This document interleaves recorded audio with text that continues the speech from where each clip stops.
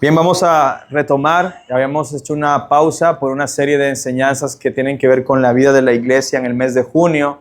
Hoy vamos a estar retomando entonces el estudio de predicación expositiva que estábamos desarrollando en la carta de Pablo a los Efesios, ¿verdad? Y estábamos por el capítulo 5 y recordarles brevemente que la idea principal de la carta de Pablo a los Efesios es el definir nuestra manera de vivir a la luz de nuestra identidad en Cristo. Esa es la gran idea que Pablo desarrolla a lo largo de esta carta, que nuestro estilo de vida como cristianos esté definido en nuestra identidad en Cristo. Es por eso que de los capítulos 1 al 3, Pablo se encargó de trabajar profundamente en cuál es nuestra identidad. Y a partir del capítulo 4 en adelante, poder nosotros tener implicaciones de vida. Cómo debe lucir la vida de una persona que tiene esta identidad en Cristo. Y al iniciar el capítulo 5, vemos que los cristianos son llamados a fundamentar la manera en que viven sobre una realidad gloriosa del Evangelio de Cristo. Y es que somos hijos de Dios. Si tú has creído en Cristo, tú eres un hijo de Dios, y esa realidad es importante porque el llamado que Pablo hace en el versículo 1 es: sean pues imitadores de Dios como hijos amados. Todos los cristianos debemos imitar el carácter de Dios porque somos sus hijos. Si somos salvos, si estamos en Cristo, somos sus hijos. Y si somos hijos de Dios, debemos vivir como Dios le agrada la vida.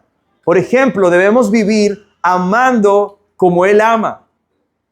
Debemos vivir aborreciendo el pecado como Él lo aborrece. Y es lo que Él ha estado desarrollando en este capítulo 5. Si son hijos amados, ámense como Cristo los amó. Si son hijos amados, aléjense del pecado, porque ninguna de esas cosas pecaminosas son agradables a Dios. Por tanto, un hijo de Dios debe vivir aborreciendo el pecado como Dios lo aborrece. Un hijo de Dios debe hablar como Dios habla. Aún su manera de hablar debe estar definida por cómo Dios habla. Ninguna palabra corrompida salga de ustedes, dice Pablo en este capítulo 5. Como conviene a santos. Un hijo de Dios, si tú eres un hijo de Dios, debes vivir siendo luz, así como Dios es luz. Debes vivir siendo santo, así como Dios es santo. Y eso es lo que Pablo ha estado desarrollando a lo largo de este capítulo 5. Y hoy nos vamos a detener en los versículos del 15 al 17 para continuar con otro principio que nace de esa gran realidad del Evangelio, de que somos hijos de Dios y que debemos vivir como Dios. Y precisamente tiene que ver con la manera en que invertimos nuestro tiempo de vida en este mundo. Voy a leer los versículos del 15 al 17. Dice así la palabra de Dios. Por tanto, tengan cuidado cómo andan, no como insensatos, sino como sabios, aprovechando bien el tiempo porque los días son malos.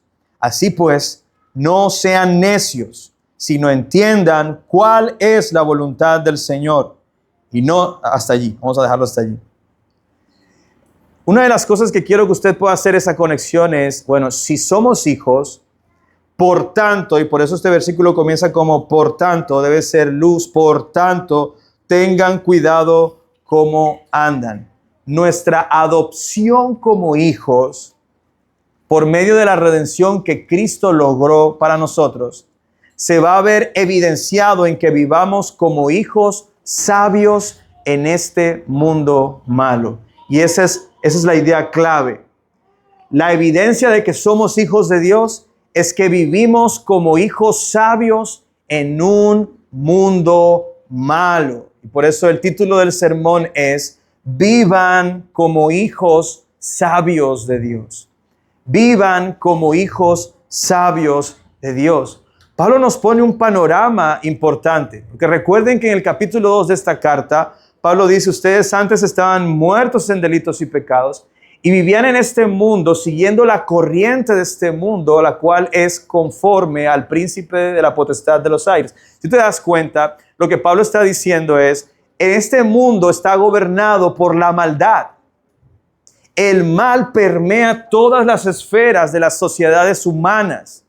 Y esa es la corriente del mundo, una corriente que es rebelde a Dios, hostil a la vida de Dios, y es Satanás quien está detrás de esa corriente.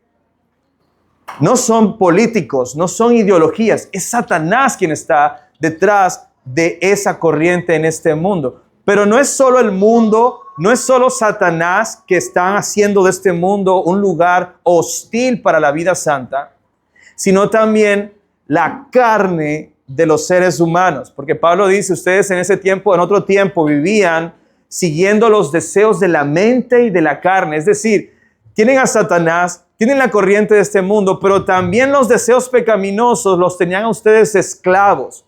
Pero Dios nos dio vida en Cristo Jesús y ahora nosotros podemos combatir esos deseos pecaminosos con los que aún luchamos, que aún permanecen en nosotros. Y por eso Pablo hace este llamado, es que ustedes no son cualquier persona, ustedes son hijos de Dios. Y si son hijos de Dios, si son hijos de luz, como Él es luz, la vida de ustedes en este mundo malo, gobernado por Satanás, bajo la corriente de este mundo, promoviendo la vida carnal, debe lucir diferente. La vida de los hijos de Dios debe ser muy diferente a la de los hijos de este mundo. Por eso, ante esta realidad, los hijos de Dios van a vivir como sabios, o más bien con la sabiduría de Dios. La pregunta que cabe aquí es, ¿cómo se ve eso? ¿Cómo se ve una persona viviendo como un hijo sabio de Dios? ¿Cómo luce eso? Y cómo eso contrasta con la vida de este mundo. Y eso es lo que vamos a estar considerando. Por eso en el primer punto de este sermón vamos a estar viendo que la vida como hijos sabios se vive examinando nuestra manera de vivir. Número 2, aprovechando bien el tiempo. Y número 3, entendiendo cuál es la voluntad de Dios. Y ese es nuestro bosquejo para el sermón de esta mañana. Vivimos como hijos sabios. 1, examinando nuestra manera de vivir. 2, aprovechando bien el tiempo. Y 3, entendiendo cuál es la voluntad de Dios. Entonces, el versículo 15 comienza diciéndonos, por tanto, tengan cuidado cómo andan. Y ese es, de ahí vamos a partir para nuestro primer encabezado, que es examinando nuestra manera de vivir. ¿Cómo vivimos con sabiduría? Examinando nuestra manera de vivir. Examinando nuestra manera de vivir. Aquí está el mandamiento de este pasaje. Si usted es de los que busca el verbo en imperativo cuando hace un estudio de la Biblia, aquí está el verbo imperativo, que es tengan cuidado. Tengan cuidado. Esta es una orden, es un mandamiento. Tengan cuidado, pero tengan cuidado ¿de qué? Tengan cuidado cómo andan. Tengan cuidado cómo andan. Es como cuando un padre le dice a su hijo, imagínese que usted va a darle algunas indicaciones a su hijo y su hijo tiene que atravesar la calle. Usted le va a decir, ten cuidado cuando vayas a cruzar la calle. Digamos que lo mandaste a la tienda. Ten mucho cuidado cuando vayas a atravesar la calle. ¿Qué quieres tú que tu hijo haga? Bueno, que cuando él se acerque al andén para pisar la calle, él se detenga y diga, bueno, mi papá me dijo, ten cuidado, voy a mirar hacia un lado, voy a mirar hacia el otro y entonces voy a caminar a través de la carretera con mucho cuidado, teniendo cuidado. O como cuando le decimos a nuestros hijos, presta atención o ten cuidado de no derramar el jugo, ¿verdad? Entonces lo que tú quieres es que tu hijo entienda que el jugo está allí y no lo debe derramar. Concéntrate, no lo derrames. No siempre pasa, el jugo a veces se derrama, pero lo que un padre quiere cuando da esta indicación es que el hijo se concentre y diga, no me puedo desconcentrar, no lo puedo derramar.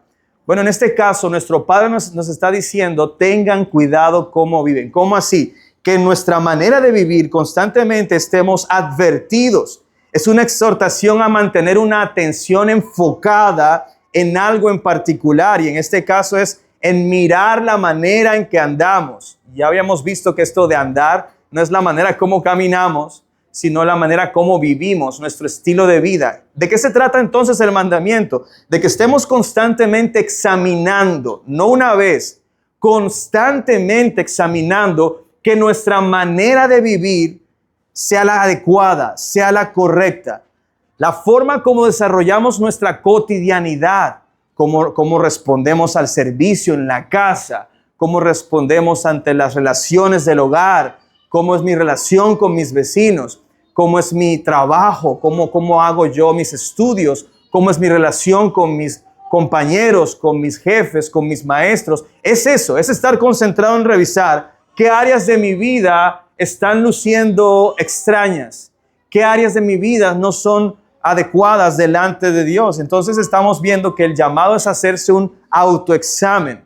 Y este autoexamen que el cristiano debe hacer es un asunto diario. No es de domingo en domingo, es diario. Diariamente nosotros deberíamos estar como creyentes desarrollando un hábito de revisar que nuestras vidas se están pareciendo cada día más a la manera de vida que a Dios le agrada. Mi vida tiene que parecerse cada vez más a lo que a Dios le agrada, la forma de vivir que a Dios le agrada, porque Él es mi Padre. Es decir, que mi vida se parezca cada vez más a la vida de Cristo. Muy bien, de Cristo. Esto es algo que debemos hacer principalmente en oración. Yo les invito que diariamente ustedes en su oración puedan unirse al salmista, por ejemplo, cuando dijo en el Salmo 139, 23 y 24, escudriñame, oh Dios. Ustedes han visto esa oración, ¿verdad? Salmo 139, 23. Escudriñame, oh Dios. ¿Usted cree que Dios no conoce lo profundo de su corazón? Claro que sí, pero mira lo que dice el salmista. Escudriñame, oh Dios, y conoce mi corazón. Pruébame y conoce mis inquietudes. Versículo 24. Y ve si hay en mí camino malo y guíame en el camino eterno. ¿Qué es lo que el salmista le está pidiendo a Dios? Señor, hay cosas que yo no conozco en mí. Hay cosas que yo quizás no estoy viendo. Tengo puntos ciegos en mi vida. Examíname, Dios. Revísame y déjame ver aquellas cosas en las que no estoy caminando por un buen camino. Déjame ver aquellas cosas en las que estoy tomando malas decisiones. Trae convicción a mi corazón de las cosas en las que me estoy equivocando. ¿Y usted sabe qué va a hacer el Espíritu Santo de Dios? Le va a traer convicción de pecado. ¿Por qué? Porque para eso Él vino a ayudarnos en eso. Si usted le pide a Dios, convénceme, Señor, de aquellas cosas que estoy haciendo mal, créame que esa va a ser una de esas oraciones que de manera eficaz el Espíritu Santo va a responder. Y te va a mostrar y te va a traer convicción de que eso que estás haciendo, las decisiones que estás tomando, la forma como estás viviendo, está mal. Y eso es precioso, hermanos, porque el Espíritu de Dios no lo hace para condenarnos, sino para que nos arrepintamos de eso. Por eso al final dice, y guíame en el camino eterno. Mira si voy por el camino malo y más bien guíame por el camino eterno. Si nos damos cuenta, el apóstol Pablo aquí está usando un recurso didáctico propio de los maestros judíos. Si usted se da cuenta, por ejemplo, el rey Salomón cuando escribe los proverbios usa mucho este recurso del contraste. Entonces él, por ejemplo, en los proverbios va a estar diciendo, el sabio hace esto, pero el necio hace esta otra cosa. Y así constantemente, el camino del sabio se ve así, pero el camino del necio se ve así. ¿Cuál es el propósito? De que tú puedas entrar en razón de decir, hey, yo me estoy pareciendo al necio, por lo tanto voy a más bien a buscar el camino del sabio. Incluso el Señor Jesús usó esa misma metodología. ¿Recuerdan, por ejemplo, en el Sermón del Monte dice Jesús, el que escucha mis palabras y las guarda, yo lo compararé a un hombre sabio que construyó su casa sobre la roca. Vinieron las inundaciones y su casa se mantuvo firme. Pero el que escucha mis palabras y no las obedece y las guarda, yo lo comparo a un hombre necio, un hombre insensato que construyó su casa sobre la arena, vino la inundación y su casa fue arruinada. Fíjate cómo Jesús trae este contraste para que nosotros digamos, oye, yo no estoy construyendo mi casa sobre Cristo. Entonces, ¿qué debo hacer? Debo construir mi casa sobre Cristo. ¿Y cómo se construye la casa sobre la roca? Jesús dice, escuchando mis palabras guardándolas y poniéndolas en obra. Entonces, lo que Pablo quiere hacer nuevamente aquí al usar el contraste es hacer un énfasis especial. Fíjate cómo Pablo dice, revisen cómo están andando, no como insensatos, sino como sabios. O sea que hay una forma de vivir en la que el cristiano puede caer que se parece a la forma de vida de los insensatos. Pero al momento de tú darte cuenta de que esa área de tu vida se parece al área de un insensato, tú debes arrepentirte y caminar hacia el otro extremo, hacia cómo se ve la vida de un sabio. Y el objetivo aquí es, hermanos, que nosotros podamos identificar que en cada una de las áreas de la vida de un creyente verdadero hay una diferencia radical de cómo vive un incrédulo, una persona que no conoce a Jesús.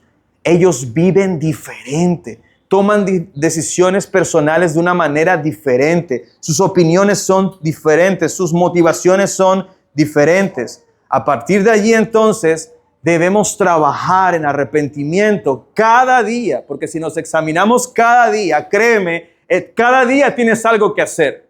Y el Espíritu Santo te va a convencer y cada día tú tienes que más bien pedir al Señor que te ayude a que tu vida se vea como la de Cristo, quien es la sabiduría encarnada. Cristo no es solamente el ser humano más sabio que ha pisado la tierra, más que Salomón, sino que Él mismo es la sabiduría hecha carne, hecha hombre.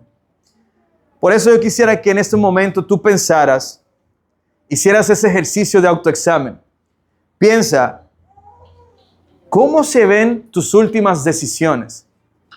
Las últimas decisiones que tomaste.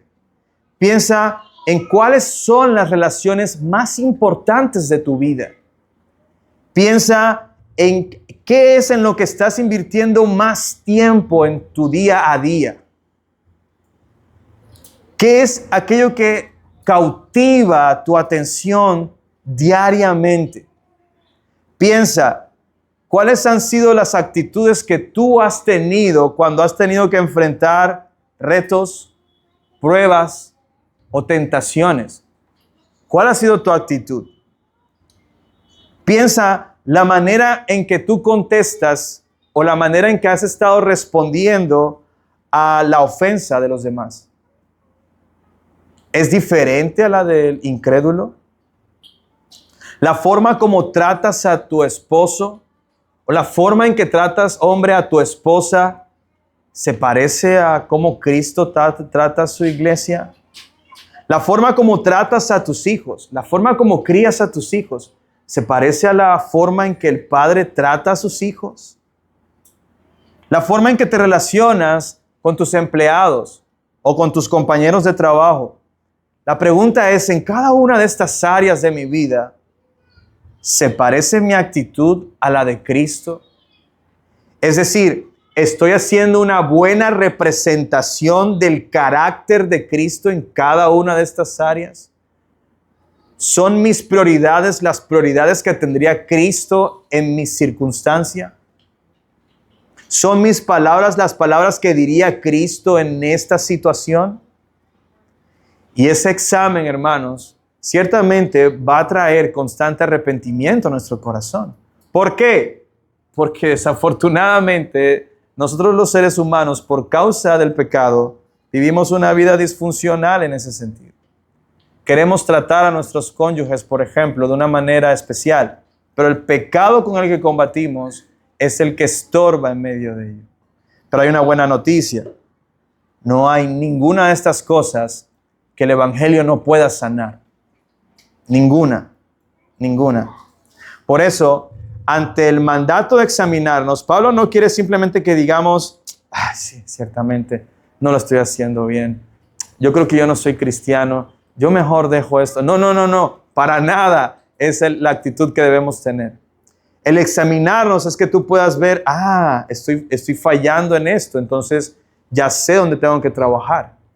Ya sé dónde tengo que esforzarme. Ya sé dónde tengo que cultivar. Por eso, luego del autoexamen, Pablo dirige a los creyentes a que presten atención a dos asuntos particulares que caracterizan la vida sabia en este mundo.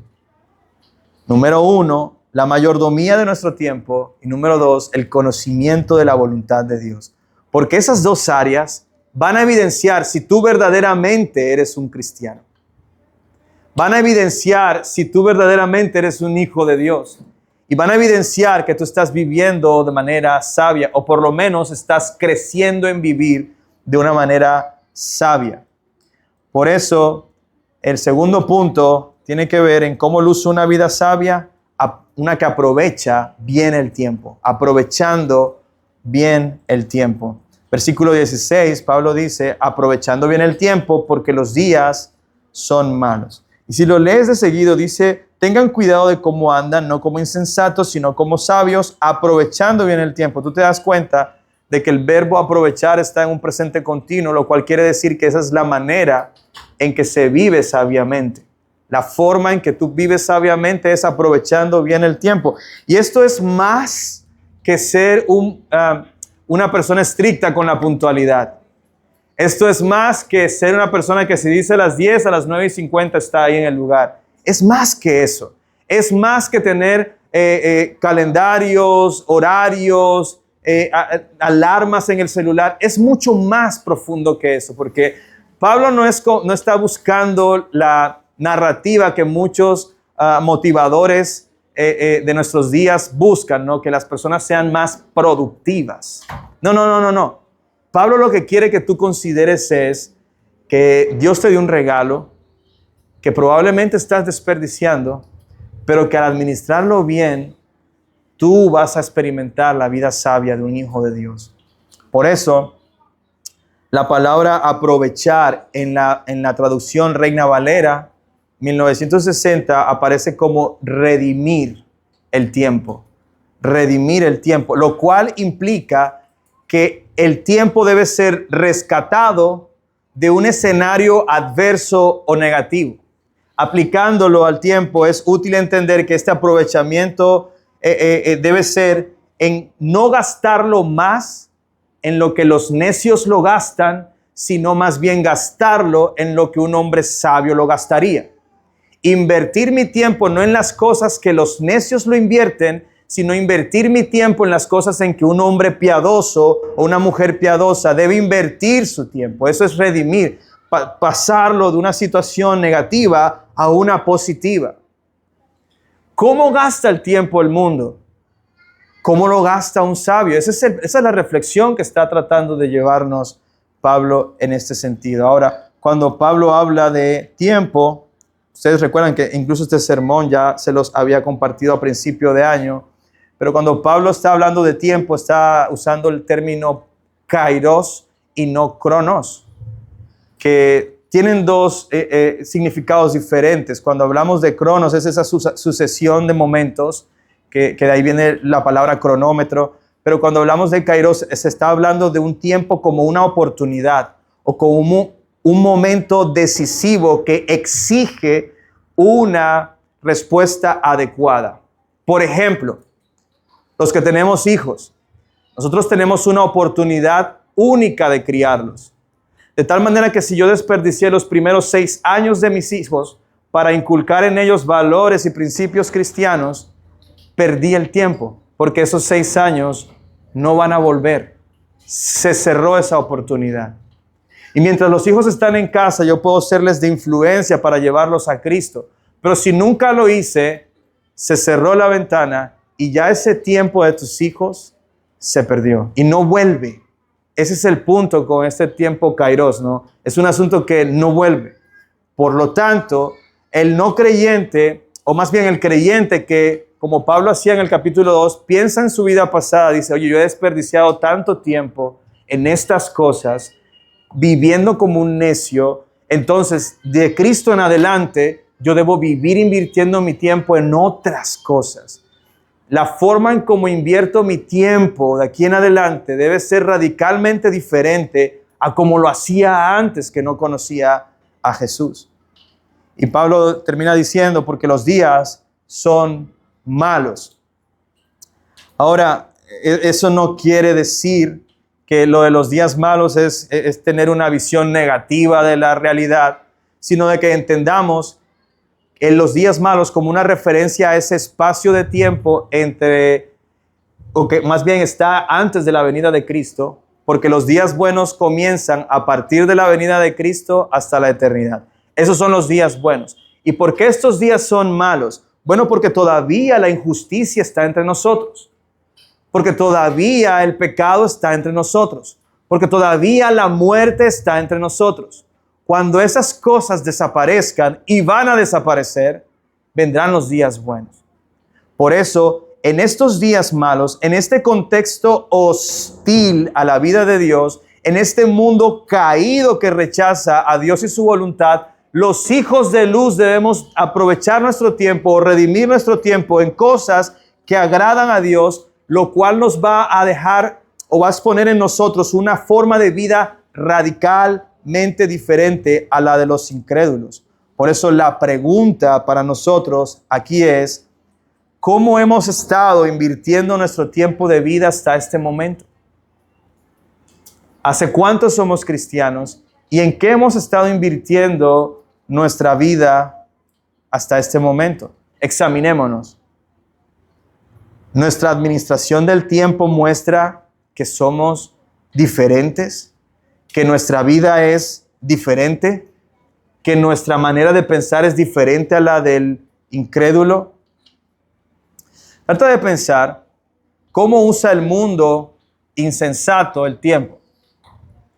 Voy a traer simplemente unos cuantos pensamientos. Por ejemplo, la gente gasta tiempo en promover una cultura egocéntrica.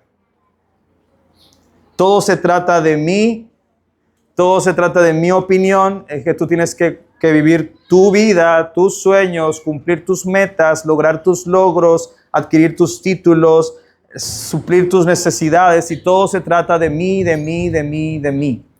Todos están pensando todo el tiempo y sus decisiones son todo el tiempo acerca de mí, mi beneficio. Yo me voy a casar con ella porque ella me hace sentir bien. Yo me voy a estudiar esa carrera porque esa carrera me gusta, va a dar un beneficio económico, y no porque quiero servir a otros con esa vocación. ¿Sí ven la diferencia? Entonces yo voy a invertir mi tiempo en esa carrera porque eso me va a beneficiar, me va a traer cosas a mí, me va a hacer un hombre me va a dar un nombre importante, etc.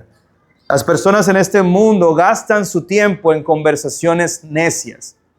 Una de las razones, y esto lo quiero confesar a manera de ejemplo si sirve de algo, una de las razones por las cuales yo cancelé para siempre mi cuenta de Twitter, que ahora se llama X, es porque cada vez que yo entraba a esa red social en particular, lo único que veía era personas necias invirtiendo mucho tiempo en opinar y discutir sobre asuntos polémicos que no tienen ningún provecho. Mi convicción, no estoy diciendo que ahora todos tienen que dejar sus redes sociales, no. Cuando yo entraba, a mí eso me molestaba mucho, me pesaba en la conciencia estar mirando, yo querer también discutir porque me tentaba la discusión, yo quería responder, y yo llegué a un momento a decir, ¿cuántas personas de estas se van a convertir a Cristo porque yo gano la discusión? Estas personas, incluso cuando están enfrente de mí, no hablan así. Incluso ni siquiera son capaces de decirme eso. Yo no voy a responder por esta red social en donde la gente se siente como desinhibida, como sin ningún límite pueden expresarse y opinar y decir una cantidad de necedades como les plazca en su corazón. Amados, ante esa cultura, yo dije, yo no quiero pertenecer más a eso. Y no solamente pasa en esa red social. Acabamos de terminar un proceso de elecciones presidenciales en Colombia. ¿Y de qué se trató todo este tiempo? A versus B. Y si tú eres A, entonces yo no soy contigo y dividimos la familia, ya no te hablo más, te vas del trabajo. O sea, no se puede tener aquí en Colombia una opinión diferente a la de otras. Sí se puede. ¿Por qué no podemos opinar en esas cosas de manera diferente? Eso habla de las personas están deseosas de invertir su tiempo allí, como si eso dejara algún provecho. Pablo le dice a Timoteo, incluso en cosas ministeriales, mira, no inviertas tu tiempo en discusiones vanas sobre cuentos de viejas, sobre genealogías y cosas que no tienen provecho. Ahí está el punto. Yo puedo discutir y ser enriquecido en una discusión cuando esa discusión me está ayudando a entender mejor la palabra. Pero y entonces en esto, ¿cómo? Mira, y me explican y ahora puedo entender lo que quizás antes no entendía. Y qué bonito en una discusión poder decir, no lo había considerado, tienes razón, he aprendido algo nuevo. ¿Usted ha escuchado eso en alguna conversación de esas acaloradas? Nunca. Y la gente invierte tiempo en eso y no en lo que sí tiene provecho. La gente gasta su tiempo en una cultura de ocio que proponen las redes sociales y el entretenimiento. ¿Cuánto tiempo las personas duran en un celular pegados? Si usted tiene métricas en su celular de cuánto tiempo dura usted pegado a la pantalla, debería darle dolor en el corazón ver que usted pasa más en el celular que de rodillas delante de Dios. Porque el mundo pasa allí pegado. El cristiano no debería vivir así. El mundo gasta el tiempo en tratar de satisfacer el deseo insaciable por placer en el alma. El materialismo, la inmoralidad sexual, el deseo por popularidad, son ídolos que nunca sacian. Una de las más grandes tragedias de la humanidad de nuestros tiempos es toda esta industria de la pornografía, por ejemplo. Las personas invierten millones de pesos, de dólares, y los usuarios invierten muchas horas, miles de horas, estando allí. Y ese tiempo no vuelve. Y el creyente, en cambio, debería entender que esos son ídolos que no sacian. Donde yo debería pasar más tiempo es delante de aquel que sí puede traer plenitud a mi corazón, que puede satisfacer verdaderamente mi ser, que es Cristo. El mundo gasta tiempo en tratar de llenar una identidad que le importa más lo que otros opinan. A la gente quiere mostrar una imagen de ellos y gastan tiempo en eso porque les importa demasiado lo que los demás piensen de él. El libro de Eclesiastés tiene una conclusión para todas estas cosas. Todo eso es un correr tras el viento, un trabajo fatigoso que al final te va a dejar pensando: vanidad de vanidades, todo es vanidad, nada satisface. Por eso mi pregunta, amado, es: ¿en qué estás invirtiendo tu vida? Si has nacido de nuevo al creer en Jesús, entonces eres un hijo de Dios, un hijo de luz, y eres llamado a vivir de una manera diferente. ¿Cómo?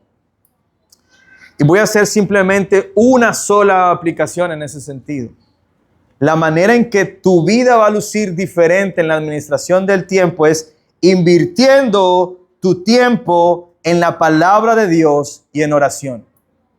Hay otras cosas importantes en la vida, es cierto, pero cuando una persona crece en su devoción a Dios, todas las demás áreas de su vida son transformadas, adquieren un propósito, tienen un sentido especial.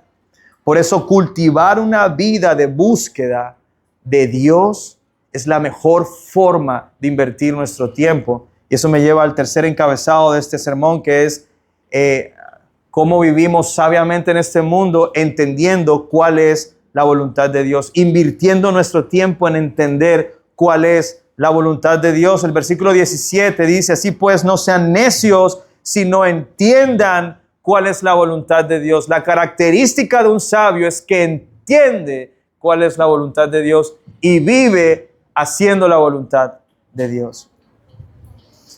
¿Cuál es el salmo más largo de la vida? Los salmos son oraciones. ¿Sí sabían ustedes? Son como oraciones. ¿Cuál es el salmo más largo de la Biblia? ¿Y de qué se trata el Salmo 119?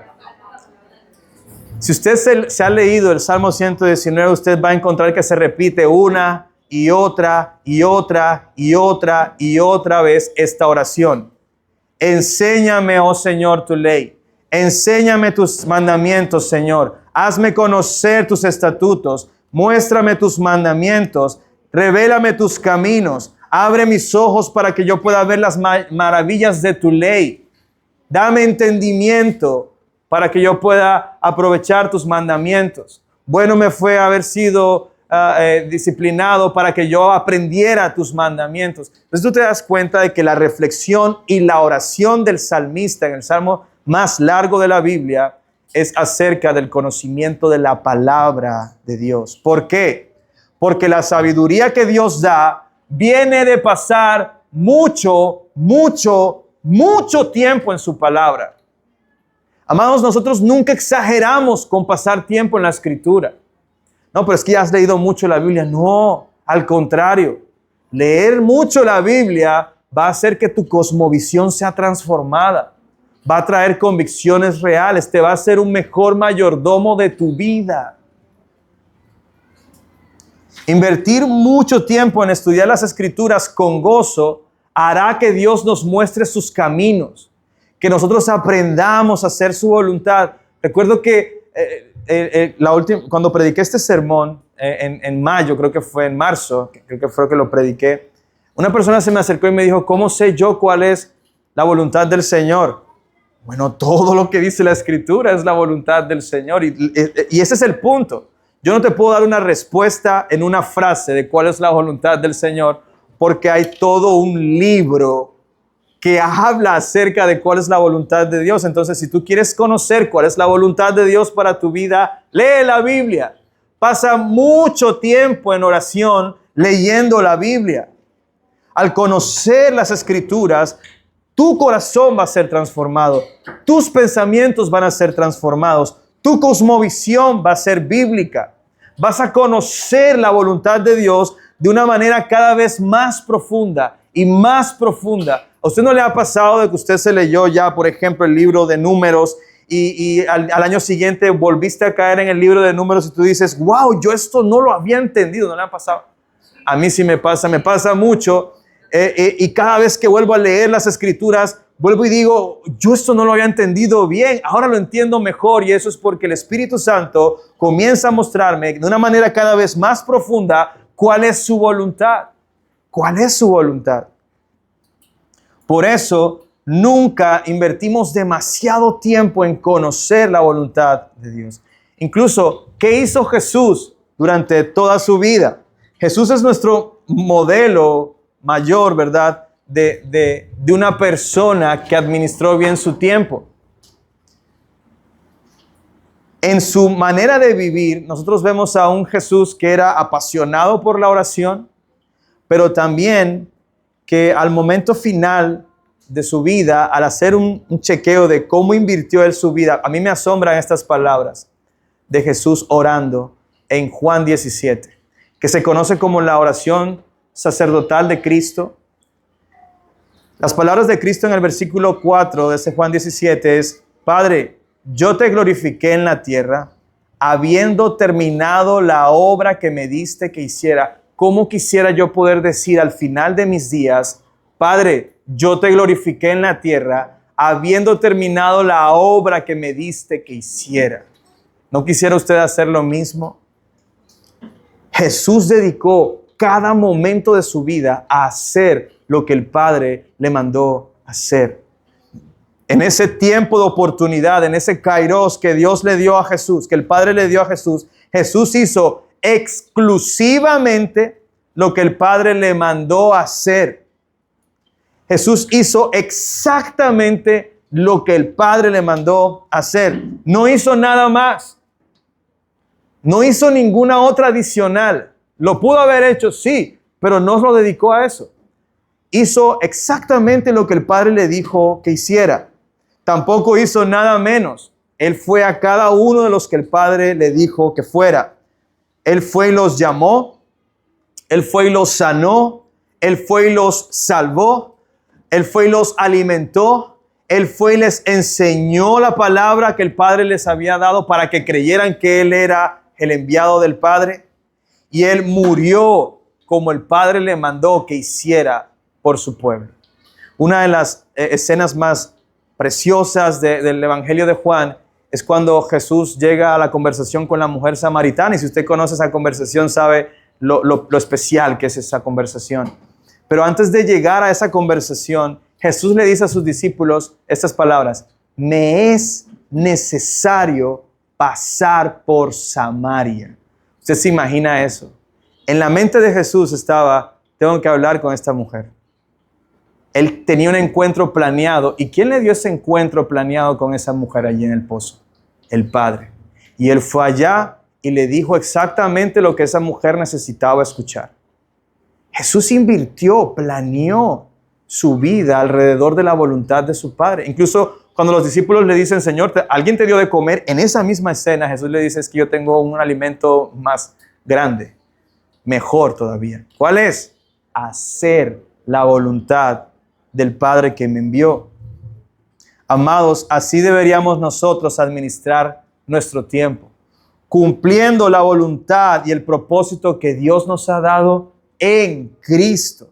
Nosotros fuimos creados y redimidos para llevar a cabo sus propósitos, no los nuestros. Y mientras no nos enfoquemos en ello, estaremos desperdiciando nuestras vidas y terminaremos como el predicador dice en Eclesiastés: cansados y vacíos. Por eso, profundizar en el conocimiento de las Escrituras nos ayudará a organizar nuestras prioridades, a organizar nuestro tiempo, a organizar nuestras vidas, porque en la medida en que conocemos la voluntad de Dios, sabremos cuáles son las prioridades que Dios tiene para nosotros. Por ejemplo, hablando de las prioridades de vida de los hijos de Dios, ¿cuál es la prioridad máxima de un hijo de Dios? La primera de todas, las que está en el top 1. Su relación con Dios. No hay nada más importante que la relación con Dios. Presta atención a esto. ¿Cuál es la lucha de todos los cristianos con la oración? Que cuando no tenemos tiempo, ¿qué es lo que es más fácil cortar? La oración. Eso no demuestra que Dios sea prioridad para ti. Así que muestra, evidencia que eres un hijo de Dios, cultivando esa relación de manera adecuada, dándole ese lugar a la oración, a la devoción, al alimentarte de las Escrituras. Empieza a llenarte más de Dios, y lo que va a suceder es que todas las demás cosas se organizarán solitas en tu vida. Por eso la prioridad es amar a Dios. Amar a Dios. El más grande mandamiento es amar a Dios. Porque amar a Dios nos transforma. Nos ayuda a amar a los demás. Nos ayuda a aprovechar bien ¿Cuál es la segunda prioridad después de Dios? ¿Cuál es la segunda prioridad de un cristiano? Su familia.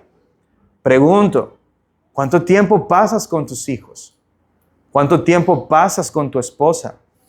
Yo he quedado impresionado de ver cómo muchas veces las parejas tienen tiempo para todo. Reuniones de hijos, en el colegio, entrega de boletines, vienen a reuniones de mujeres, vienen a cosas de la iglesia, tienen en su agendas, trabajan, son muy productivos, pero no le dedican tiempo a su matrimonio. Es impresionante el poco tiempo que las parejas le dedican a su matrimonio. A salir juntos, sin hijos. A conversar, porque salen juntos y están conversando. Yo creo que el niño tiene esto, porque no sé qué. A conversar de ellos, a ser amigos, a intimar, a profundizar en la relación. ¿Cuánto tiempo dedican a eso? ¿Sí se dan cuenta que es menos de lo que debería? Eso no está mostrando que eso es prioridad para ti. Por tanto, evidencia con pasar más tiempo con tu cónyuge, evidencia pasando más tiempo con tus hijos, que ellos son tu prioridad. La tercera prioridad de un cristiano, ¿cuál es? La iglesia, por si no lo sabían. La iglesia. Y fíjate que está Dios, mi familia, la iglesia. ¿Cómo administras tu tiempo dentro de la iglesia? ¿Sirves en la iglesia? ¿Inviertes tiempo en tener comunión con otros creyentes? ¿Aprovechas las oportunidades que Dios te da para llevar a otros a Jesús? ¿Estás gastando tiempo en la comunión con la iglesia? Y por último, ¿cuál es la cuarta prioridad de un cristiano? Está Dios, su familia, la iglesia. Número 4, el servicio al prójimo. Y esto es importante. Y pudiéramos hacer un sermón al respecto, porque trabajar es servir al prójimo. el cristiano debería estudiar, esforzarse, trabajar para servir a la comunidad. No pensando solamente, eso va a traer un beneficio, evidentemente, el que no trabaje, que no coma, ¿verdad? Pero tu motivación como cristiano debería ser servir a otros. Si eres médico, yo soy médico porque amo servir a otros en esta área. Si eres abogado, yo amo servir a otros en esta área. Si eres pastor, yo amo trabajar y servir a otros en esta área. Si eres profesor, yo amo instruir a otros en mi trabajo. Que esa sea tu prioridad. Que el trabajo sea una herramienta para lograr el servicio a los demás y el beneficio para tu hogar. Pero que no sea, fíjate cómo el mundo tiene las prioridades invertidas, de tal manera que incluso el trabajo es más importante que mi familia y que cualquier otra cosa. En conclusión, hermanos, si hemos creído en Jesús para nuestra redención, ¿cómo debemos vivir? Sabiamente, conforme a la sabiduría de Dios en Cristo, porque de esta manera estamos evidenciando que somos hijos de Dios. ¿Y en qué consiste vivir sabiamente? Dijimos 3 cosas. Número 1, examinándonos constantemente la manera como vivimos. Número 2, aprovechando bien el tiempo. Y número 3, profundizando en conocer la voluntad de Dios para nuestras vidas. Estas cosas en realidad implican una profunda devoción con Dios y un desarrollo de prioridades. Por eso la más grande aplicación que yo quiero que usted se lleve para su casa, en su corazón, es: voy a examinar mi vida, voy a administrar mejor mi tiempo y voy a profundizar en conocer más a Dios y que Él me ayude a organizar las prioridades de mi vida. Quisiera dedicar unas palabras finales a las personas que están aquí que no son cristianas. Porque si tú no estás en Cristo, estás desperdiciando tu vida. Piénsalo de esta manera. La Escritura dice que todo pasará. Pero los que están en Dios permanecerán para siempre. Si tú no estás en Cristo, tus títulos pasarán y no servirán de nada. Tu tiempo invertido en la universidad, tu tiempo invertido en proyectos laborales, tu tiempo invertido en hobbies, tu tiempo invertido en cualquier cosa de este mundo pasará. Todo pasará. Todo tendrá un fin. Te irás y no tendrás nada más que tu propia alma delante de Dios. Por eso, si alguien está en este lugar y aún no ha entregado su vida a Jesús para ser rescatado por Él, mi invitación es que tú puedas considerar que separado de Él, nada tiene sentido. Separado de Cristo, nada tiene ningún propósito. Y más bien, te invito a que allí en el secreto de tu corazón, tú puedas invocar el nombre de Jesús. Que a través de una oración sincera, tú puedas decirle a Jesús: yo no quiero desperdiciar mi vida, Señor. Yo quiero seguirte, yo quiero servirte. Porque a menos que creas en Él, nunca podrás ser justificado delante de Dios. Nunca podrás ser perdonado delante de Dios. Y lo único que tendrás para el resto de la eternidad es la ira de Dios y un vacío eterno que jamás podrás llenar. Por eso, ven a Cristo. En Él está el verdadero propósito de nuestra existencia. En tener una relación con Él está la plenitud que tu alma está buscando desesperadamente en esta vida. Amado, ora, invoca su nombre hoy y serás salvo. Hoy puedes ser salvo. Recuerda que Cristo es suficiente. Y si tienes a Cristo, ya tienes todo lo que necesitas para esta vida y la que viene. Amén. A la luz de eso, hermanos amados, vivamos en este mundo como hijos sabios de Dios. Oremos.